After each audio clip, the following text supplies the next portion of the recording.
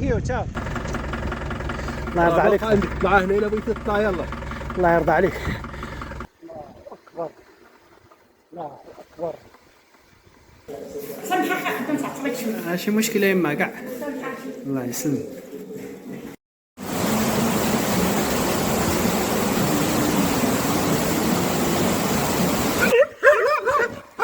اسكت.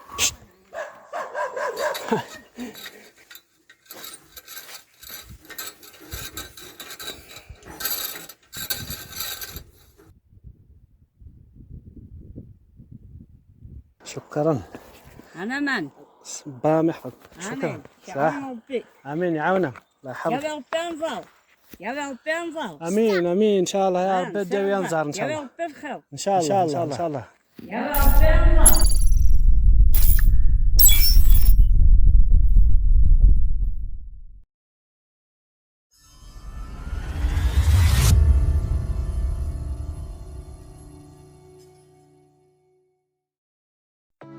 السلام عليكم. بسم الله على بركة الله. نبدأ اليوم رحلة المغرب الشقيق. رحلة سأجوب بها تراب المملكة المغربية الشقيقة. هو حلم قديم سعيت لتحقيقه منذ زمن، لكن عديد الظروف حالت دونه إلى أن يسر الله الأمور. طبعا بالنسبة لي المغامرة انطلقت قبل أسبوع تقريبا. من الجزائر العاصمة، هناك أخذت سيارة تاكسي إلى محطة قسنطينة.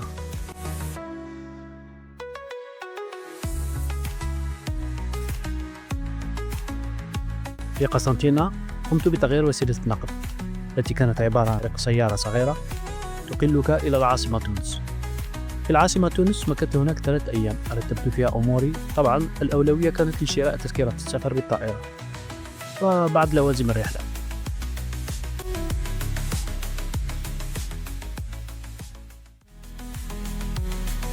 الاختيار وقع على الخطوط الملكية المغربية رغم سعرها المرتفع مقارنة بنظيرتها في نفس الخط.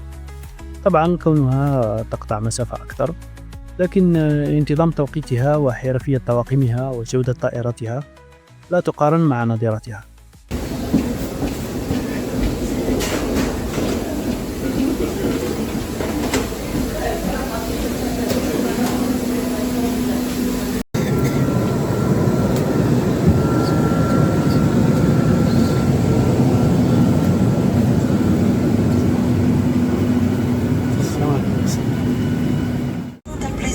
aider et d'assurer votre confort pendant le vol. شكرا لاختياركم الخطوط الملكية المغربية. نتمنى لكم رحلة ممتعة. Merci d'avoir choisi Royal Air Maroc.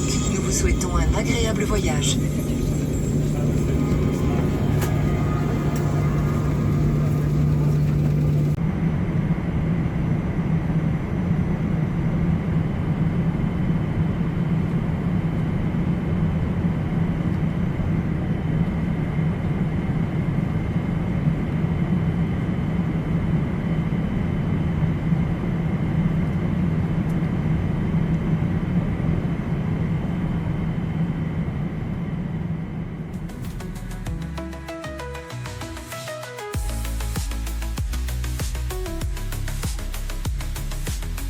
حطت بنا الطائرة في مطار محمد الخامس بالدار البيضاء.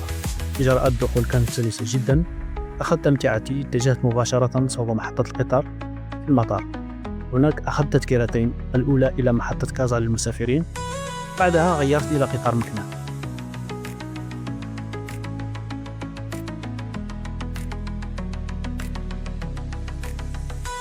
القطاران وصلا دون تأخر. استمرت الرحلة بالقطار إلى مكناس ل3 ساعات تقريبا، وفي حدود 9 ليلا وصلت إلى مدينة مكناس.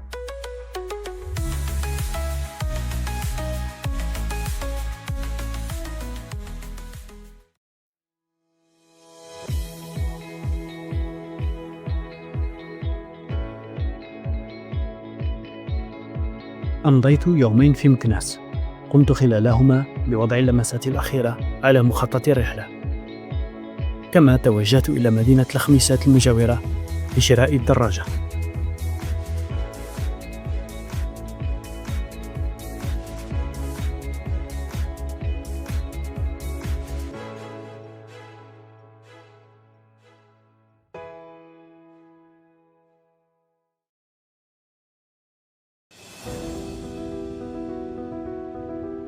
ها أنا اليوم بكل حماسة أنطلق في مغامرتي الأولى، والتي اخترت مملكة المغرب للقيام بها.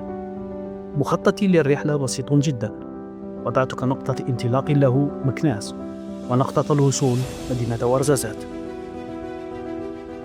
المعالم الطبيعية من بحيرات وجبال وغابات هي نقاط أساسية في مسار الرحلة. سأحاول تجنب التجمعات الكبرى والمدن ما استطعت، والتمتع بالمعالم الطبيعية والحياة القروية البسيطة.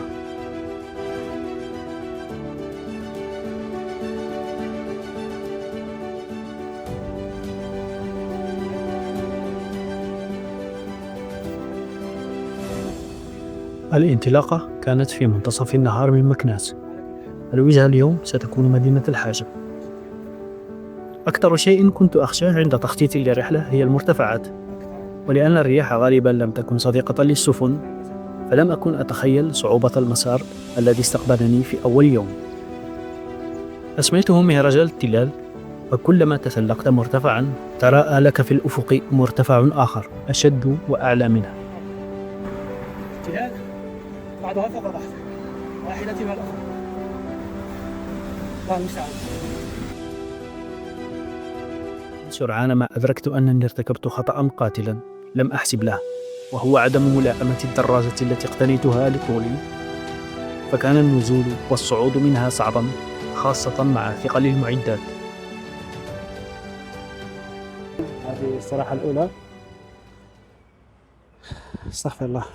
قارورة ماء ب8 درهم، 160 دينار. زعما من المفترض ألا أستهلك البلاستيك في أول الاستراحة. اضطررت إلى شراء قارورة لأني لم أتزود بالماء قبل الخروج من المكناس. على كل حال،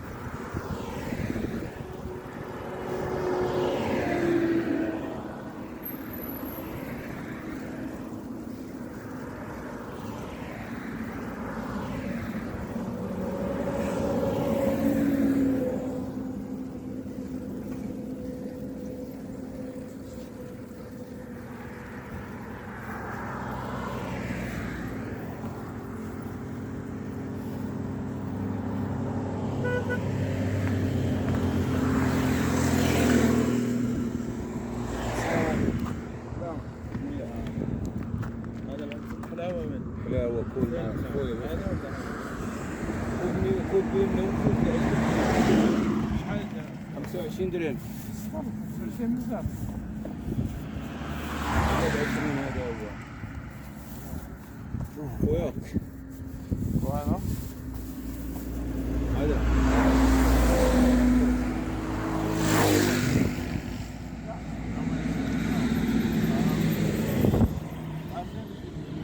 ها؟ منين جاي هذا؟ من سيدي قاسم.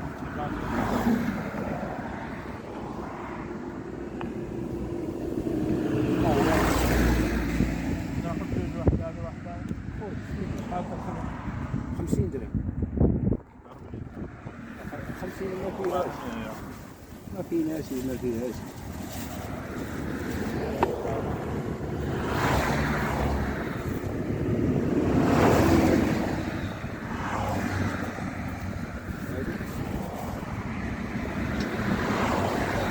شحال هذا؟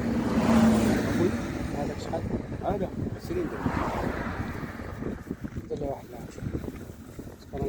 نخرج لي في الطريق برك. تيجي تخوي؟ استغفر الله اسمح لي. الحمد لله. ربي يكرم. ما نحبش ساشيه تاع بلاستيك. خلينا نعطيك ساشيه واحده اخرى. خلي انا نعطي لك ساشيه. ما نحبش ساشيه تاع بلاستيك. يا ربي يكرم.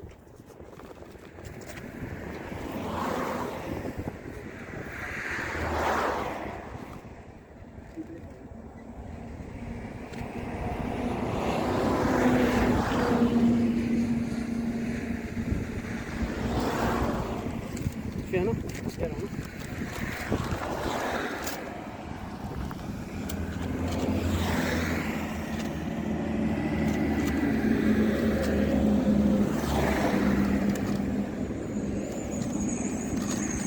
الله يبارك.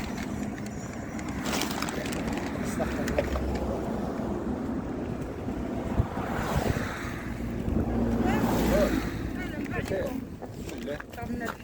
بسم الله.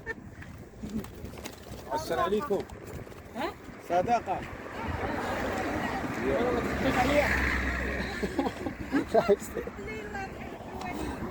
الله يرضى عليك. الله يرحم والديك. بارك الله فيك. الله ينورك. تعيشي. تفضل خير.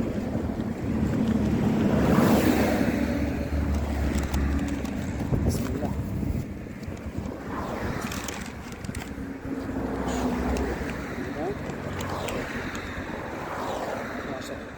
صراحة شكلها أنا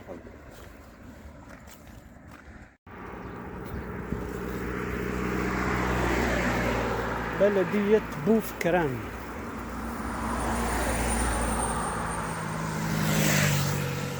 أول بلدية في هذه المرحلة. سأحاول العثور على محل لتصليح الدراجات. إني وجدت أحد براغي العجلات الأمامية ليس في مكانه، فيلا إن شاء الله نفريوه بإذن الله.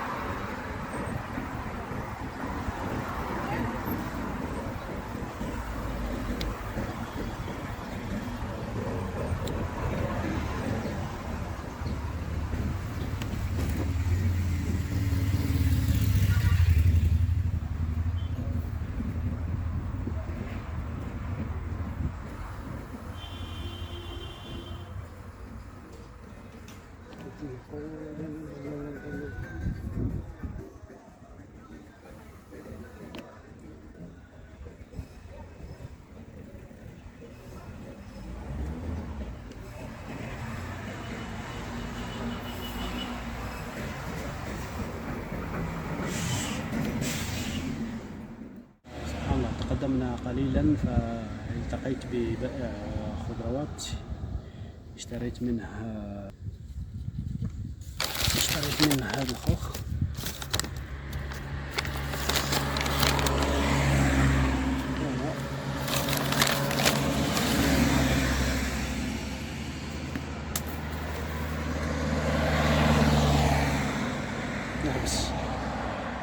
25 درهم.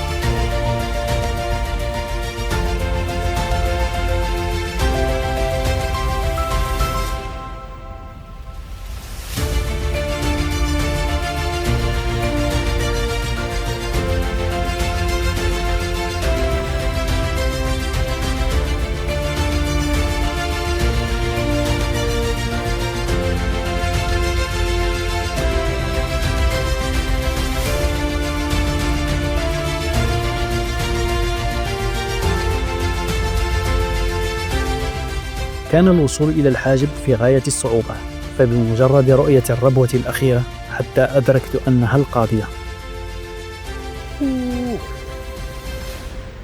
واحد الطلعة راهي جاية. استغفر الله. يلا لا خيار. ما قبلها استهلك كل طاقتي، ما اضطرني لدفع الدراجة ل4 كيلومترات على الأقل. لم أستطع حتى الركوب كوني استنزفت وقتي اليومي المحدد للجلوس على مقعد الدراجة. هذا الأخير أصبح مؤلما جدا رغم تحملي، لكن لم يكن ذلك كافيا. استسلمت للسير ودفع الدراجة بثقلها. قلبي كان يتوق للوصول إلى الحظيرة الوطنية لإفران، ولكن عقلي كان يقول توقف أرجوك. أما عضلاتي فكانت في عالم آخر من الألم والتشنجات. بعد أن تقدمت قليلا صوب إفران استمعت لصوت العقل الداخلي. أدرت دراجتي وعدت أدراجي إلى الحاجب. كانت العودة سهلة، فالطريق كانت كلها نزول. سألت عن فندق لطيف وغير مكلف. أشاروا علي بدار الضيافة أو كما يسمى فندق الحاج إبراهيم. مرقد صغير نظيف يشرف عليه شخص بشوش لبق ومحترم. لا نستطيع. غدا مرحلة لا تقل عن سابقتها في المسافة والصعوبة، لكن الهدف المنشود يبدد كل تلك المخاوف. سأحاول الوصول إلى مدينة إفران والاستمتاع بجمالها، وبعدها النزول إلى مدينة أزرو، أين سأقضي ليلتي هناك إن شاء الله.